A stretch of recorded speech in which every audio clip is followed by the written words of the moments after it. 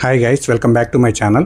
So ఈరోజు వీడియోలో ఏంటంటే మనము స్టాక్ మార్కెట్లో నిజంగా డబ్బులు వస్తాయా లేదా స్టాక్ మార్కెట్ అనేది ఒక పెద్ద స్కామ్ అనేది డీటెయిల్గా వీడియోలో తెలుసుకుందాం. సో మీరు ఫస్ట్ ఏంటంటే మీ దగ్గర మనీ ఉన్నట్లయితే ఫస్ట్ ఆప్షన్ కింద ల్యాండ్ అయితే చూస్ చేసుకోండి, ల్యాండ్ని బై చేయడానికి. ఎందుకంటే ల్యాండ్ అనేది one of the safest asset. అలాగే ఫ్యూచర్లో మీరు ఇల్లు కట్టుకోవాలనుకున్న ల్యాండ్ అనేది బాగా యూజ్ అవుతుంది.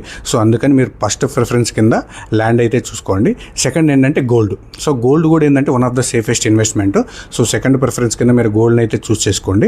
అలాగే థర్డ్ ఆప్షన్ కింద మాత్రమే స్టాక్ మార్కెట్ని చూస్ చేసుకోండి. ఆ షేర్స్ లేదా స్టాక్స్ ఎలా కొనాలి ఏంటి అనేది ఒక వీడియో నేను మళ్ళీ చేస్తాను. సో దానికంటే ముందు మీరు ఈ స్టాక్స్ కొనడానికి లేదా స్టాక్ మార్కెట్లో ఇన్వెస్ట్ చేయడానికి మీరు ఎలిజిబుల్లో కాదో తెలుసుకోండి. సో ఫస్ట్ ఏంటంటే మీకంటూ ఒక మంత్లీ ఇన్కమ్ అనేది ఉండాలి, వెదర్ జాబ్గా కానీ లేదా బిజినెస్ పాయింట్ ఆఫ్లో కానీ. సో మంత్లీ ఒక ఇన్కమ్ అనేది జనరేట్ అయితే ఆ ఇన్కమ్తో ఒక 20% తీసుకొని మనం స్టాక్స్లో ఇన్వెస్ట్ చేసుకుంటూ వెళ్ళాలన్నమాట. సో ఒక ఫిక్స్డ్ అమౌంట్ వచ్చి స్టాక్ మార్కెట్లో ఇన్వెస్ట్ చేయాలి అంటే అది రైట్ ప్రొసీజర్ కాదనమాట. సో ఫస్ట్ మీకు కావాల్సింది ఏంటంటే అనాలిసిస్. సో ఒక స్టాక్ని ఎలా అనాలిసిస్ చేయాలి అనేది మీరు ఫస్ట్ నేర్చుకోవాలి. ఎందుకంటే అనాలిసిస్ అనేది స్టాక్స్లో వెరీ ఇంపార్టెంట్ రోల్ అనమాట.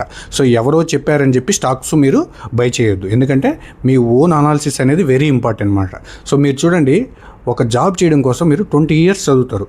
సో 20 years చదివిన దేనికోసం? జాబ్ చేసి డబ్బు సంపాదించడం కోసం.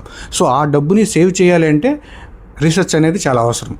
సో అట్లీస్ట్ మీరు ఒక 10 to 20 minutes డైలీ మీరు స్పెండ్ చేస్తే చాలన్నమాట.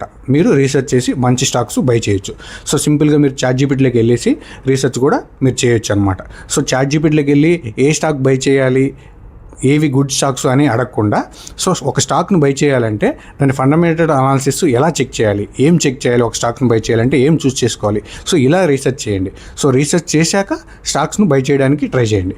రెండోది ఏంటంటే మీకు గ్రీడీనెస్ అంటే అత్యాస. సో అత్యాస స్టాక్ మార్కెట్లో అస్సలు ఉండకూడదు అనమాట. సో మీరు వింటూ ఉంటారు, ₹1 కోటి సంపాదించారు, 10 కోట్లు సంపాదించారు. స్టాక్ మార్కెట్లో 10 కోట్లు 100 కోట్లు సంపాదించడం అనేది ఫేక్ అనమాట. సో అది రియల్ కాదు. సో డీసెంట్గా మీరు స్టాక్ మార్కెట్లో చేస్తే మాత్రం, ఇన్వెస్ట్మెంట్ చేస్తే ఒక ₹2 ఇంట్రెస్ట్ మాత్రం తీసుకోగలరు. సో ఆ మైండ్ సెట్తోనే రాండి స్టాక్ మార్కెట్లోకి. సో కోట్లు సంపాదించాలి, లక్షలు సంపాదించాలి అంటే స్టాక్ మార్కెట్లో అంత ఈజీ కాదు. ఫస్ట్ ఏంటంటే స్టాక్ మార్కెట్ అంటే ఏంటో తెలుసుకుందాం. సో స్టాక్ మార్కెట్ అనేది ఒక ప్లాట్ఫామ్ అనమాట. ఇందులో చాలా కంపెనీస్ వచ్చి షేర్స్ అనేవి ఉంటాయి అన్నమాట. సో ఈ కంపెనీస్ ఏంటంటే కంపెనీని ఎక్స్పాండ్ చేయడం కోసము పబ్లిక్కి షేర్స్ అలో చేస్తాయి అనమాట. అంటే వాళ్ళ వాటాని పబ్లిక్ ఇస్తాయి. సో మనం ఏం చేస్తాం, ఆ షేర్స్ని కొంటామన్నమాట. సో మనం కొన్న డబ్బులతో కంపెనీ ఏం చేస్తుందంటే బిజినెస్ని ఎక్స్పాన్షన్ చేసుకుంటుంది. ఎక్స్పాండ్ చేశాక ఆ కంపెనీ ప్రాఫిట్ని బేస్ చేసుకుని షేర్ ప్రైస్ అనేది డిసైడ్ అవుతుంది అనమాట. సో కంపెనీ బిజినెస్ ఎక్స్పాండ్ చేశాక బాగా ప్రాఫిట్లు పోస్ట్ చేస్తుంటే ఏమవుతుందంటే ఆ షేర్ ప్రైస్ అనేది, ఫర్ ఎగ్జాంపుల్ మనం ₹100 కొనమనుకోండి, 100 నుంచి 120, 150, 200 ఇలా షేర్ ప్రైస్ పెరుగుతూ ఉంటుంది అనమాట.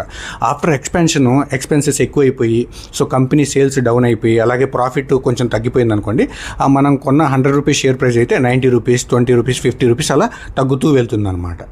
ఒక మెయిన్ స్ట్రాటజీ ఏంటంటే right time right stock, right టైంలో రైట్ స్టాక్ని మీరు పర్చేస్ చేయాలన్నమాట. సో అదే ఒక మెయిన్ స్ట్రాటజీ. ఆ కొన్న స్టాక్ని మీరు ట్రాక్ చేస్తూ ఉండాలన్నమాట. సో వీళ్ళు కొత్తగా ఏమైనా బిజినెస్ స్టార్ట్ చేస్తున్నారా, లేదా క్వార్టర్లీ రిజల్ట్స్ ఎలా ఉన్నాయి, సేల్స్ ఎలా ఉన్నాయి, సో మార్కెట్లో కాంపిటేటర్ ఎవరు, సో ఇవన్నీ మీరు కొన్న స్టాక్స్ని ట్రాక్ చేస్తూ ఉండాలన్నమాట. సో ఇవన్నీ ఫాలో అయితే మీకు స్టాక్ మార్కెట్లో డబ్బులు అనేది వస్తుంది అనమాట.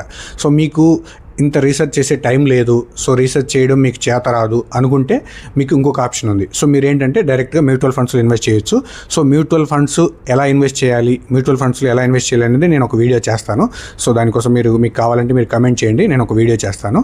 సో మీరు మ్యూచువల్ ఫండ్స్లో ఇన్వెస్ట్ చేసుకోండి. So mutual funds stocks difference ఏంటంటే, సో మ్యూచువల్ ఫండ్స్లో రిస్క్ తక్కువ, రిటర్న్స్ తక్కువ. స్టాక్ మార్కెట్లో రిటర్న్స్ ఎక్కువ, రిస్క్ కూడా ఎక్కువ అనమాట. సో మీరు రీసెర్చ్ చేసి చూస్ చేసుకోండి ఎందులో ఇన్వెస్ట్ చేయాలని. అలాగే మీకు ఈ వీడియో నచ్చినట్లయితే లైక్ చేయండి, అలాగే నా ఛానల్ని సబ్స్క్రైబ్ చేసుకోండి. ఫ్యూచర్లో stock market, mutual funds, gold investment లాంటి మంచి వీడియోస్ నేను చేస్తాను. So please subscribe my channel. Thank you.